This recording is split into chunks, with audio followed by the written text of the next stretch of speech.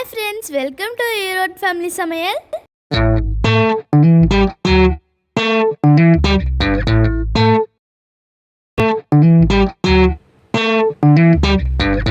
இன்னைக்கு நம்ம செம்ம டேஸ்டியான பிரியாணி ரெசிபி தான் பார்க்க போகிறோம்.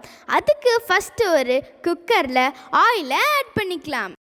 இப்போ அதில் பிரியாணி ஸ்பைசஸ் எல்லாம் ஆட் பண்ணிக்கலாம்.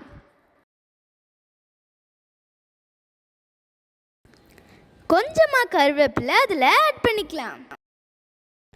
இப்போது 3 முழு கிரீன் சில்லி அதில் ஆட் பண்ணிக்கலாம்.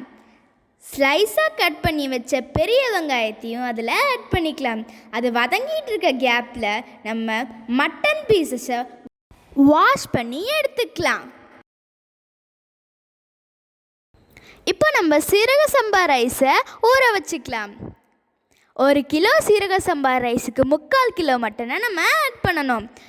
இப்போது வதங்கிட்டு இருக்க வெங்காயத்தில் புதினா இலைகளை ஆட் பண்ணிக்கலாம். இப்போ நம்ம ஜிஞ்சர் கார்லிக் பேஸ்ட்டை ஆட் பண்ணிக்கலாம்.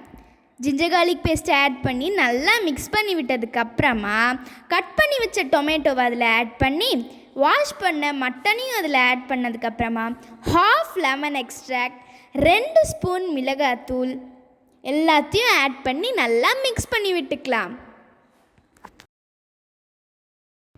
இப்போது 1/2 கப் தயிர் அதில் ஆட் பண்ணிக்கலாம்.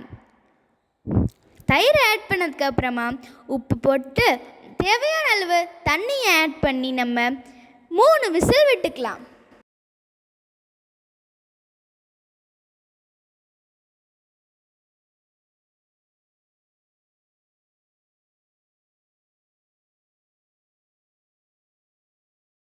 மட்டன் பீசஸ் எல்லாம் வெந்ததுக்கப்புறமா நம்ம ஏற்கனவே ஊற வச்சுருந்த அரிசியை அதில் ஆட் பண்ணிக்கலாம். நம்ம 1 கப் சீரக சம்பா ரைஸுக்கு 1/2 கப் தண்ணியை ஆட் பண்ணிக்கணும். இப்போ நான் சொன்ன அளவில் நம்ம தண்ணியை ஆட் பண்ணிவிட்டு உப்பு போட்டு நல்லா கலக்கி விட்டதுக்கப்புறமா 1 விசில் விட்டு எடுத்துக்கலாம்.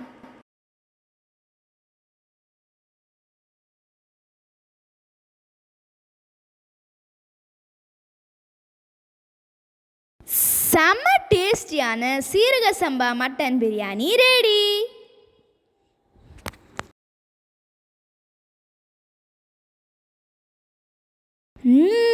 செம்ம டேஸ்டியாக இருந்துச்சு.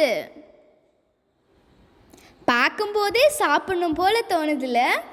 நீங்கள் உங்கள் ஃப்ரெண்ட்ஸ் அண்ட் ஃபேமிலியோடு சேர்ந்து இதை ட்ரை பண்ணி என்ஜாய் பண்ணுங்கள்.